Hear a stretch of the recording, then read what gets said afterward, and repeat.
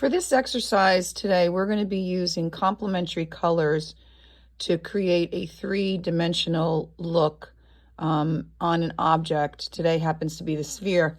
But before we do that, I'm going to have you complete a value scale, both a segmented value scale and an ombre, which is what you really want to use when you're coming down to the sphere here. You don't want that to be too segmented. So what I've done here already is I've taken out a set of complementary colors. I've got my red here. This happens to be cadmium red medium. And the green today that I'm going to be using is called a hooker's green, which is a middle green. It's not real dark. It's not too cool. It's also not too light. And then, of course, we have the white over here to mix the lighter values with. So the only thing we're going to be using today are these two colors, two hues, and the white. As I've said in the past, it's easier if you put your paint up towards the top of your palette. It gives you room to mix down below, and then things don't get too confusing. In our value scale that we did using white and black, we started off in the middle one here with the hue all by itself. So this is going to be a red sphere. You could do it reverse, where you could do a green sphere, because they are the same colors. You'd start off with the green in the middle and work your way out by adding more red. So what I'm going to do is I'm going to just grab a little bit of this red. I'm going to pull it down here. And this paint is a little sticky because I am working at home and it's been sitting for a little while. And so it's getting a little bit sticky and a little bit thick. I could always put a little bit of water in it if I want to. I'm going to come up here then in the middle one, and I'm going to fill this in with the red pigment all by itself. Now, for time purposes, I am not going to complete this whole thing. I'm just going to give you the basics of what you're doing. As I had told you in the past, it's easy if you turn your brush or turn the paper to get those clean edges on the side rather than pulling the brush down or across, and then running the risk of having the brush get a little bit fatter here and then coming outside the line. So it's always best to work into the corners, start from the middle, work into the corners, and then run your brush along the outside. So here would be the middle one. Again, it doesn't matter which way you're going. I would pull in some of this green to the red pile that I have down here. And you can see it's muddying the red up a little bit. Not too much, because we've got two more sections to go. And what I can do here is just take some of the paint off of here. And then I'm putting this down. You'll see that it drops down a little bit. And again, same thing. Make sure you're trying to stay as much as you can inside the lines here. If it's still wet, just be careful when you're running it down along the side here. So again, I'm not going to do the whole thing. Grab a little bit more green, right? You're grabbing a little more green and adding that to it. Make it a little darker. I might have made it too dark. I think I could probably go a little darker. Let me just grab a little bit more, a little more of the red.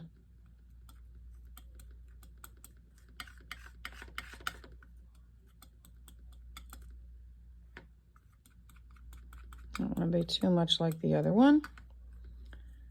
And so now we've got the next one that's a little bit darker yet. And you can see, like after it dries, you'll be able to see it a little bit better. It is getting a little bit darker. You can see the difference, getting a little darker. And then obviously the last one, you're pulling in even more of the green and making it very dark, almost to the point of being green. What it does is it brings the intensity of the color down.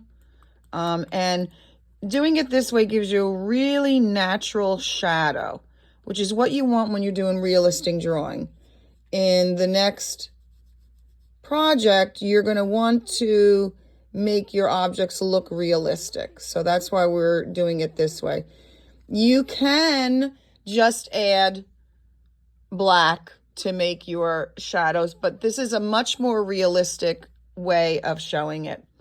Moving to the other side is basically the same as you would do when you were doing your other value scale using the white on the one side to make it lighter. So you're adding white to the hue to make it lighter, and then you are using the complementary color to make it darker. So make sure that you have everything wiped off really well now when you move to that other side where the white is, because you don't want to contaminate it with anything. So what I'm going to do is I'm going to move a little bit of this red over here. Just adding a little bit of white in here, not too much, to make it a little lighter. And then I can pick that up with the brush and come in here. Okay, it's just a little bit lighter. And then the next one's going to be a little lighter yet. Add a little more of the white to it. This area here. So we're making it a little bit lighter yet. I have to brush up a little bit too much paint on there. Making it a little lighter here. As you can see, it's lighter when you can look up against the other one. And then the final one, again, this would be all filled in, but because I'm trying to save a little bit of time, I'm not going to go all the way out into the boxes. And so this now would be the lightest of them in this. And again, value scales can keep going. This can get a lot lighter. And when you're doing the sphere down in the bottom, you're going to want to come a little lighter. All right, so this would be the first part of it. The second part of it would be now taking these values that you have there, redoing it, but blending it instead, right? So here's an easy way to do that. I still have the reserve of my darkest here, so I can put that down here in the end. I would probably add a little bit of water to this just to keep it a little bit more moist. I could now add a little bit more of the red back into that to bring it up a little bit. So now we're kind of working in reverse. Right? Working in reverse. Adding that to it. And what you want to do is you want to be able to blend your edges. So you're kind of working back and forth between these, so that it gets, see, I'm going back into the darker, and I'm going to blend this edge here. Back and forth to blend where the edges are. So you want to try to work on the two edges first. So we can barely see the difference there. Oops, I just moved that around. You have to work rather fast. I'm going to go back in and get the lighter red. Pull that down a little bit.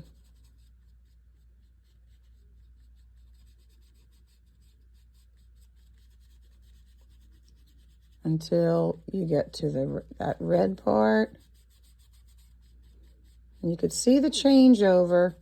It's not real visible, but that's kind of what you want. I'm adding a little bit more in so that I can get a little bit more change over here. I'm constantly off camera.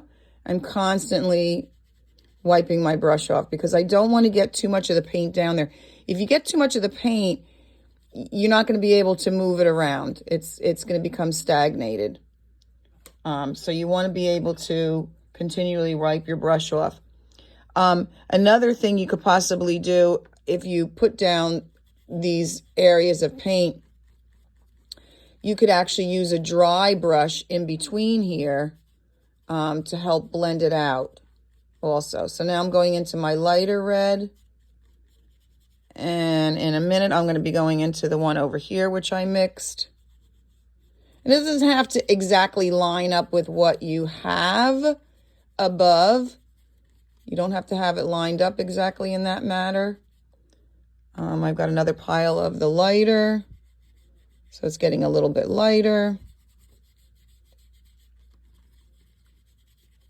See, getting lighter and lighter and lighter.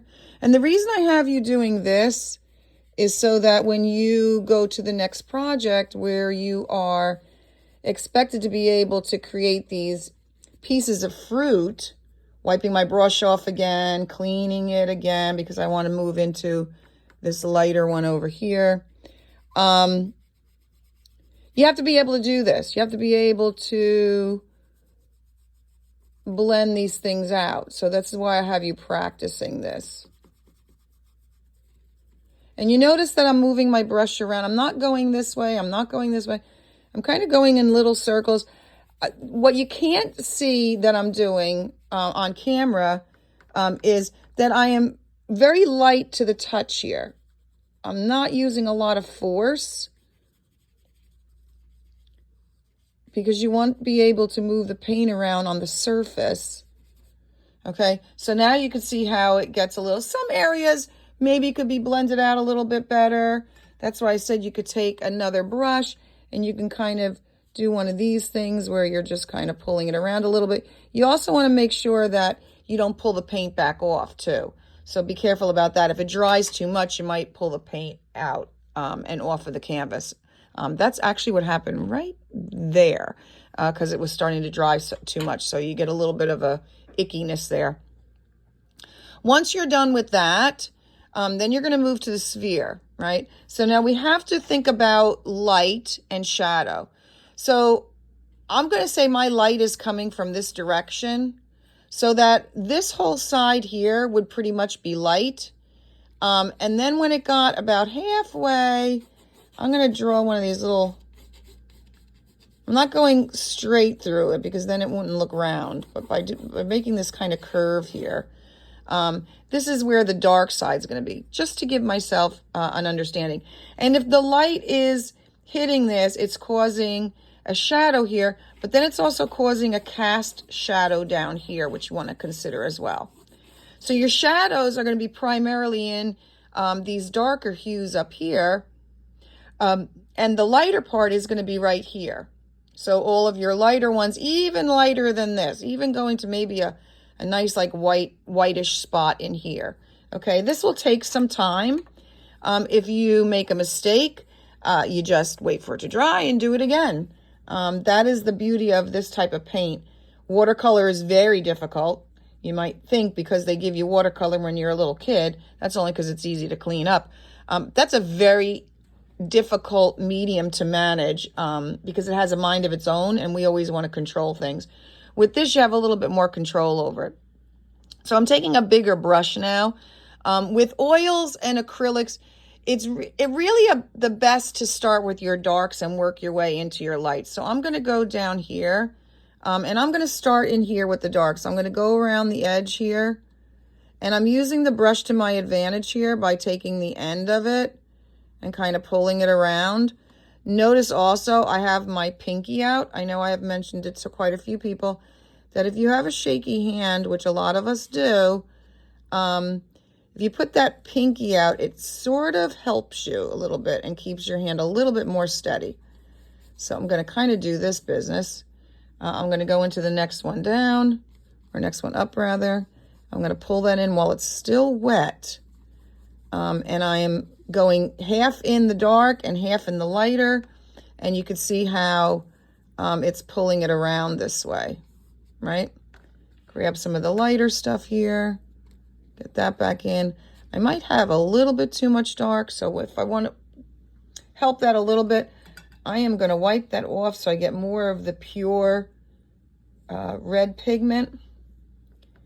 And if you're grabbing this red pigment, it does kind of mix in with the other. It's still a little bit wet, so I am able to pull it around. If you are afraid that your paint is going to dry and you're not doing it fast enough, my suggestion, which I didn't mention before, but I'm going to mention it now, my suggestion would be before you start painting, take some clean water, put it at the end of your brush, and just brush over that area to wet it up a little bit. And that way, when you lay the paint down, it'll stay a little bit wetter a little bit longer. So I would just continue in this way.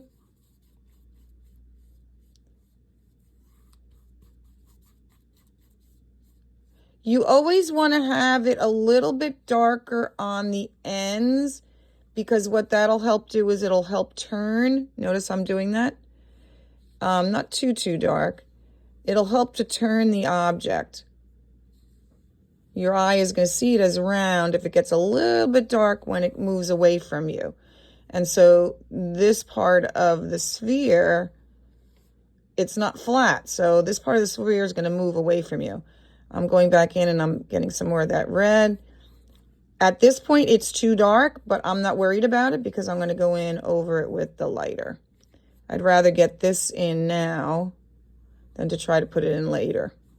I always do my darks first. Most people will. I'm going to come over here now and lay some of the lighter in. And you can already see how that's turning. Looks pretty cool, right?